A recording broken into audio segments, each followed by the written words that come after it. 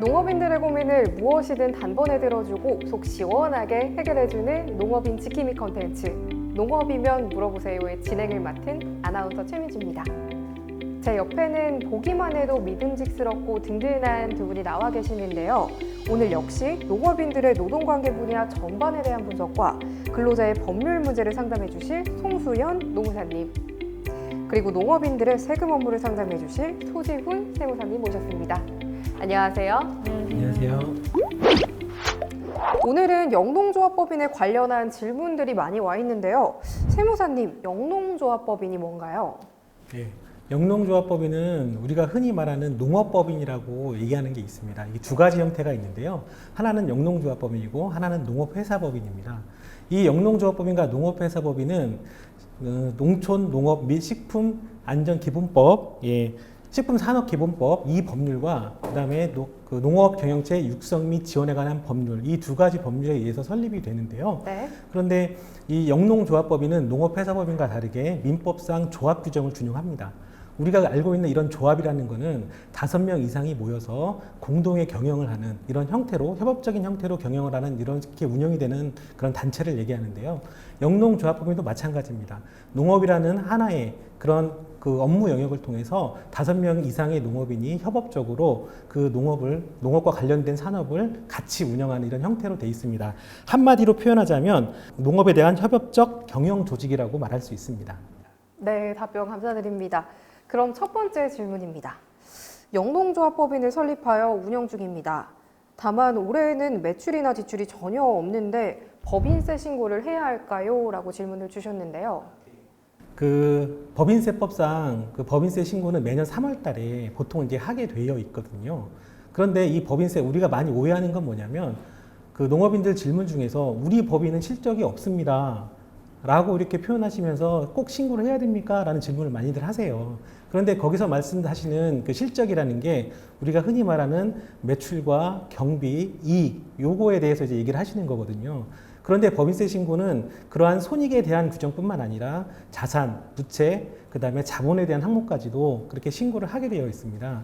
만약에 내가 손익에 대한 실적이 없다고 하더라도 자산의 변동이라든지 지분의 변동이 있다고 그러면 꼭 신고를 하셔야 되고요. 신고를 안 하는 경우에 여러 가지 가산세 등 불이익을 받을 수가 있습니다. 네, 법인세 신고를 할 때 추후 손해가 없도록 꼼꼼하게 신청해야겠네요.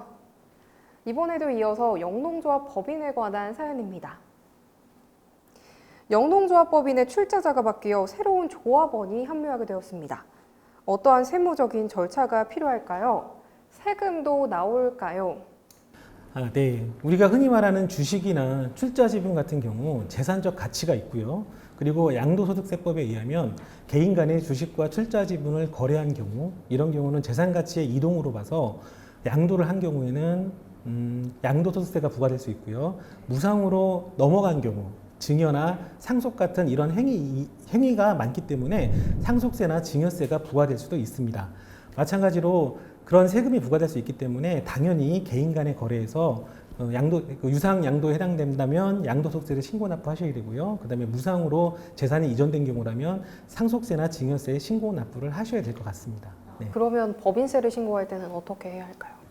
그 해당 거래는 그 주주 간의 거래이기 때문에 그 관계된 법인은 그 거래와는 관계가 없습니다.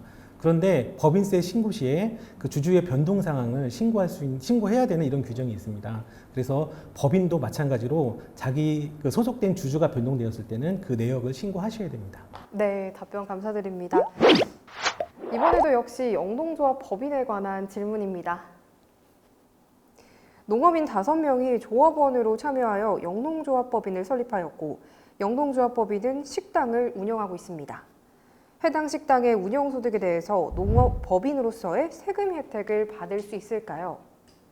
아까 그 영농조합법인과 농업회사법인의 그 설립 운영의 근거 법률 중에서 농업 경영체 육성 및 지원에 관한 법률이 있어요. 그런데 그 법률은 그 설립과 운영뿐만 아니라 이 법인이 할 수 있는 그 고유 목적에 대한 업무도 그렇게 분류가 되어 있습니다.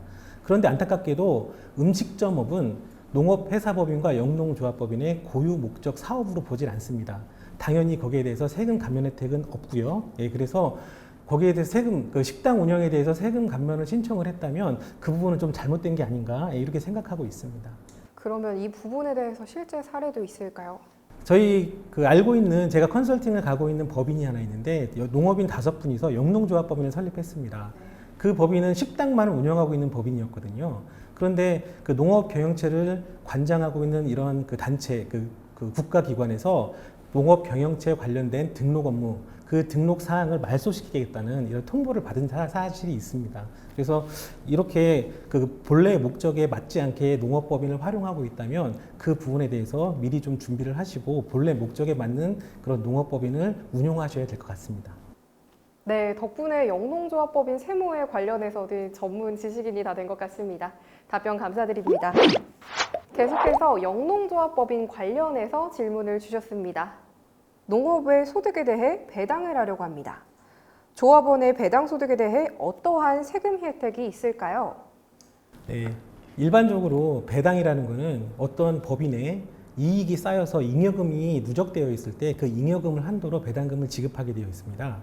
그런데 그 법인세법의 영농조합법인에 대한 규정에 따르면 그 영농조합법인이 배당금을 지급할 때 그 이익의 원천을 따지게 되어 있거든요.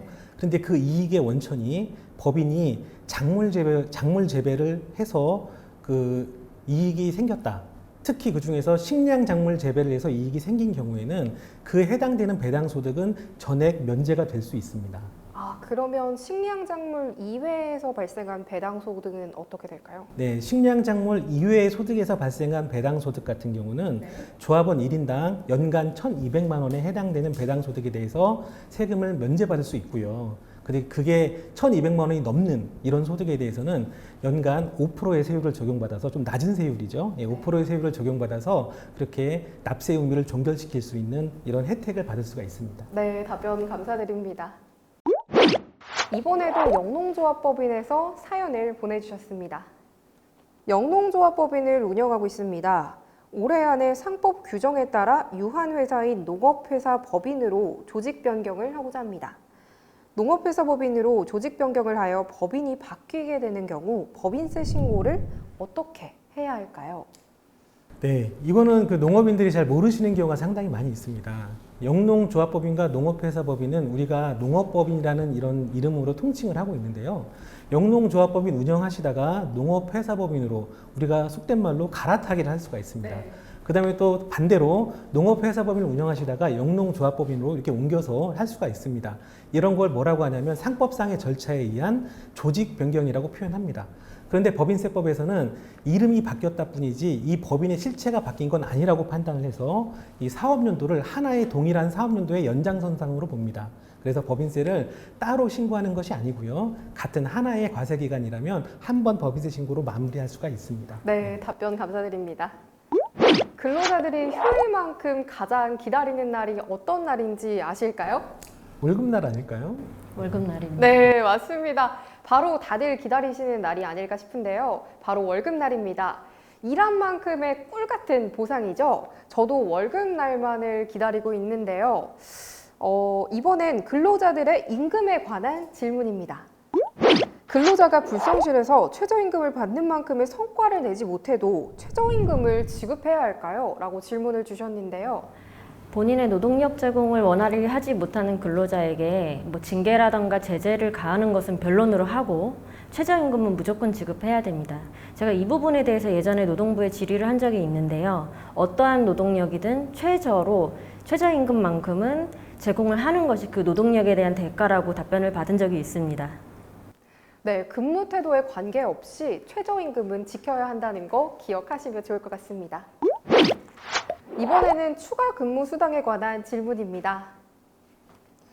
농번기에 근로자에게 평소보다 2시간 더 일하라고 지시하였는데 임금 지급일이 되자 근로자가 추가로 근무한 2시간에 대하여 1.5배를 지급해달라고 합니다. 어떻게 해야 할까요?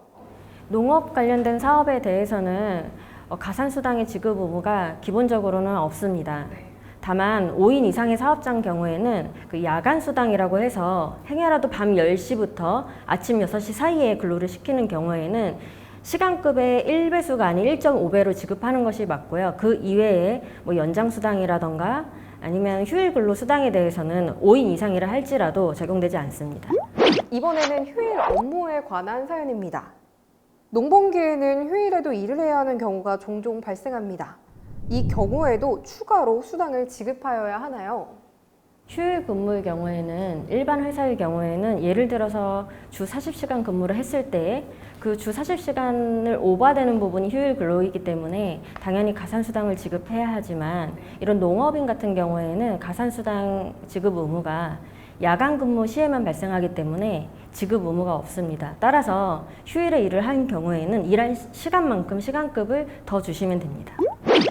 이번엔 주휴수당에 관한 질문인데요. 농업인도 주휴수당을 지급해야 할까요? 우선 대답부터 드리자면은 농업인은 주휴수당에 해당되지 않습니다. 일반 근로자의 경우에는 일주 평균 근로시간이 15시간 이상일 경우에는 대략 한 20%에 해당하는 금원을 일요일 날 일하지 않더라도 지급해야 되는 것이 주휴수당인 반면에 이 농업인 같은 경우에는 그 부분이 적용되지 않기 때문에 일한 시간급이라든가 약정된 월급에 대해서만 지급하시면 됩니다. 아무래도 일을 하게 될 때 저희도 업무량에 따라서 저녁에 야간 업무를 추가로 해야 할 경우가 종종 발생하는데요. 두 분도 야근 많이 하시죠? 야근 매일 합니다. 이번엔 바쁜 농번기에 일어나는 야근 수당에 관한 질문입니다. 농번기 야근 근로 시에 추가로 수당을 지급해야 할까요? 라고 질문을 주셨는데요. 야간의 경우에는 농업인이라 할지라도 야간 수당을 지급하게 되어 있는데요. 여기서 중요한 것은 밤 10시 이후가 야간입니다. 그래서 뭐 밤 9시라든가 밤 8시에 일하는 거에 대해서는 가산수당을 지급 의무가 없지만 일한 시간급만 지급하면 되지만 밤 10시부터 새벽 6시 사이에 일한 근로에 대해서는 시간급의 1배수가 아니고 1.5배로 지급해야 됩니다. 그러면 수당은 어떻게 될까요? 예를 들어 시급이 10,000원인 근로자의 경우에 불가피한 농번기 상황에 따라서 10시부터 밤 12시까지 추가로 근무를 했다 하면 원래대로라고 하면 2시간 근무 시 2만 원을 지급하는 게 맞는데요. 1.5배로 야간 수당을 지급해야 되기 때문에 3만 원을 지급하시면 됩니다. 그래서 간단하게 설명드리자면은 밤 10시 이후에 근로한 수당에 대해서는 1.5배로 지급하시면 됩니다. 네, 답변 감사드립니다.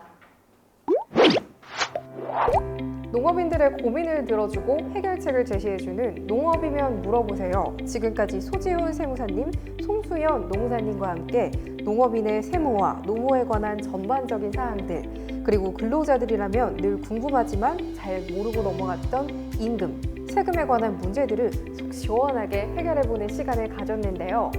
오늘 나와주신 두 분 큰 도움 말씀 감사드립니다.